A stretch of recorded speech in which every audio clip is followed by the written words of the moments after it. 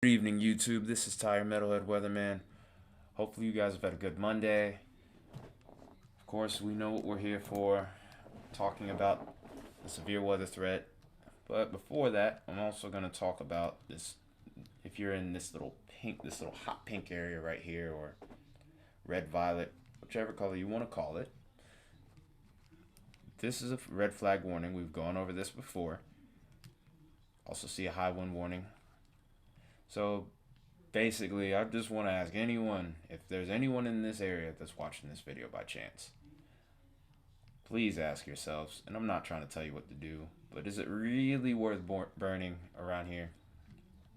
Because these areas are expected to have high winds, low relative humidities, and low dew points, meaning the fire gets started here, it can get out of control really quickly, and you just don't want, and I'm not too sure anyone would want that on their conscience, but yeah. That being said, let's move forward. Of course, oh crap, I hit the wrong button. Gotta love it. I also want to apologize for the late start to the video. I actually didn't get home until about 8 o'clock. It's 8:43 here. It's been a long work day, and then I had stuff to do afterwards, so it was kind of a mess. But we already know the details for the severe weather Tuesday through Thursday. Tuesday, Thursday have slight risk. Wednesday has an enhanced risk. We have a relatively low tornado risk for Tuesday night. This event definitely looks to be nocturnal. So, as I say plenty of times before, please have a way to get those warnings at night while you are sleeping, or just stay up. Just don't let yourself get blindsided by a tornado or severe thunderstorm even. It's pretty much the same thing. Well, I don't know. Forgive me if I seem like I'm rambling. I'm honestly a bit exhausted here. So we're gonna move forward here. So we're set up in Tuesday. We're just gonna briefly go over Tuesday and Wednesday because Thursday is the day I really want to talk about. So of course into the late evening, overnight hours, we start to get our storms forming off to the north. Things start to really pick up and expanding coverage. Meanwhile, of course, we have our snow. We have a snowy side to this as well. It's a very dynamic storm. The Dakotas, you guys are definitely in line for some snow. Northern Minnesota, you're in line. Around the Great Lakes region, of course, doesn't surprise. No surprises there. May have a period of some wintry mixes, some freezing rain and sleet. So we move further and further forward. Our line starts to develop, and this is starting to show a little bit more of a look of embedded supercells. I'm not really seeing a lot moving out in front of the line unless like you're really, really far south. And then this line progresses further and further to the east. May hit Atlanta in the early morning hours. And then here's where things get interesting, and this is why I'm so interested in Thursday all of a sudden. So this line starts to disband, and then this little area here to the north, watch how these storms start to break apart and have a little bit more of a discrete kind of kidney bean look. That's the look of supercell storms, isolated supercell storms. These storms can have the potential to produce more intense tornadoes. I mean, we're going to take a look at the parameters here to make sure of that, but this is a very interesting look, and it's a look that I haven't seen much of until recently. So it's definitely something that I'm interested in here. And then just because we'll look into Friday, early Friday morning, weather moves out, and then we get some snow on the backside of this system for the Great Lakes. Not looking like anything too magnanimous. So let's take a look at some parameters here. We're going to look at the low-level jet. Seeing loves moving back and forth whenever I hit my scroll button. I did get a new mouse, by the way, so there's that.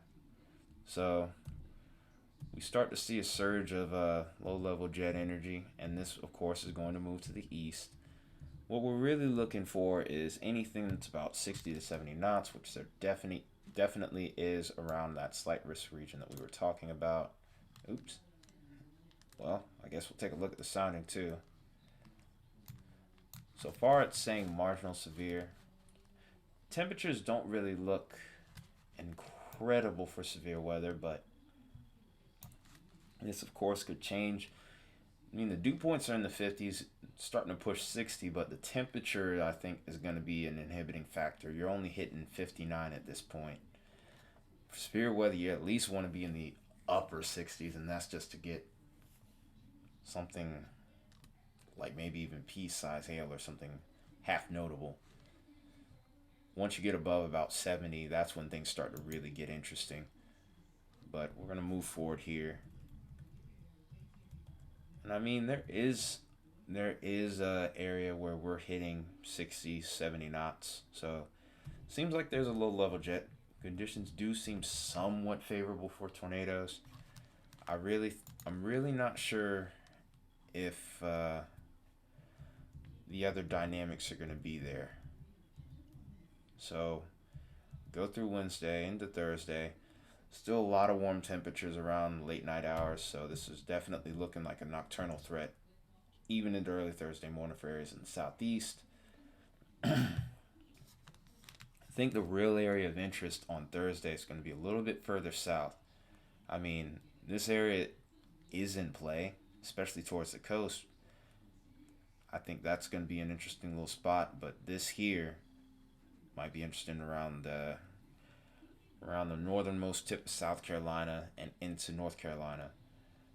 I expect these temperatures to really start to build, and look at that. There we go. Look at that.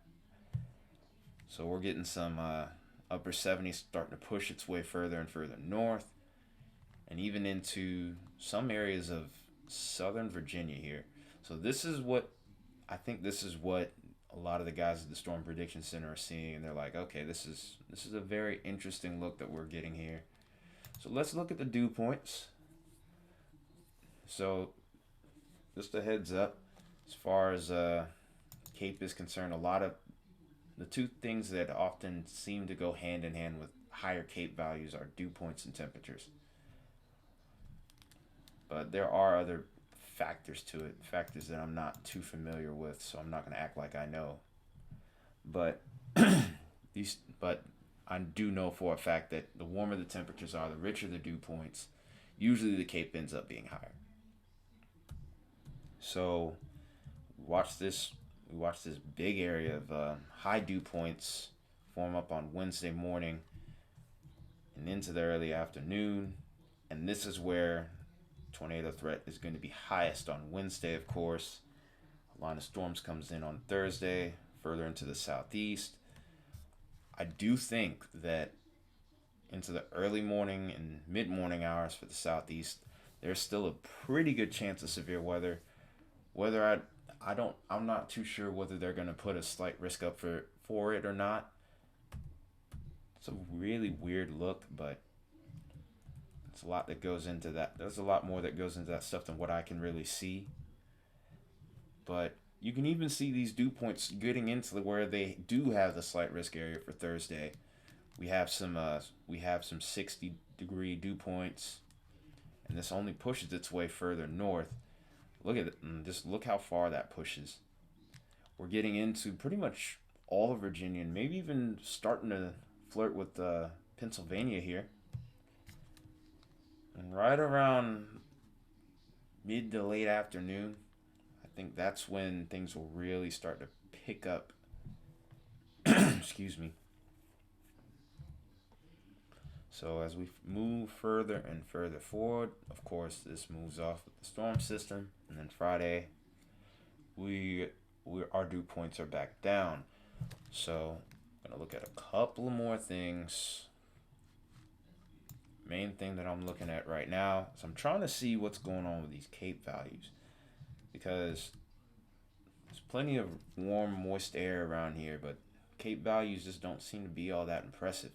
We got some, we are getting some 1500, some 1000 to 1500s, but you would think that these would be higher with temperatures in the 80s and dew points in the 60s. I don't know. I'm not sure what goes into making these Cape forecasts, but something about it just seems kind of off. But lo and behold, here, as far as Thursday is concerned, look at that. We do have some Cape values that are pushing 1,000, more than sufficient enough for severe storms. And we watch this move off, of course. So, I mean, there definitely seems like there's potential there. Hard to say as to whether or not. Uh-oh. Kicked me out of the loop. Gotta fix it. Just give me a moment. But as I was saying, it definitely looks like there's. That's what it did. It just did it again. Wow. Okay, so I guess I just have to wait for this to load and just grin and bear it as best I can. So we'll try to set it up here to where we were back at our start, to where I was before, back at my original starting point. Okay, so we're looking at early Tuesday afternoon. We're just gonna get an idea of where the thunderstorms are most likely to occur. So, and just look at how explosive it is. I mean, even though it's not like 2,000 or 3,000 joules for the Cape, still more, like I said, still more than sufficient enough to cause all of this. Plenty of lightning expected with these storms, which is expected with warm temperatures and high dew points, plenty of convection. So we'll watch this move to the east. Loses a little bit of steam. And then, interestingly enough, right around here, this is a little far out, so it's hard to say, but, and this may also play in with these lower temperatures that are expected around here. But you do see some activity here. It doesn't really line up with the Cape and some of the other forecast parameters that I was looking at, but regardless, it's still an interesting look. So at some point between Thursday afternoon and Thursday evening, this area could see some severe weather. But that's all I have for you guys tonight. I'm trying to keep these videos a little bit short unless I really need to make these like 20-30 minute long videos, because they're tiring for me, but I don't mind making the effort for y'all. And that's all I have for you. As far as the fire weather thing is concerned, please be careful with that. I know I sound like I'm a great value Smokey the Bear, but hey, it would be wrong if I didn't just say, if I had said absolutely nothing about it, because it is a big thing. But that's, like I said, that's all I got for you guys tonight. It's been Ty Metalhead Weatherman. You guys have a good night and stay metal.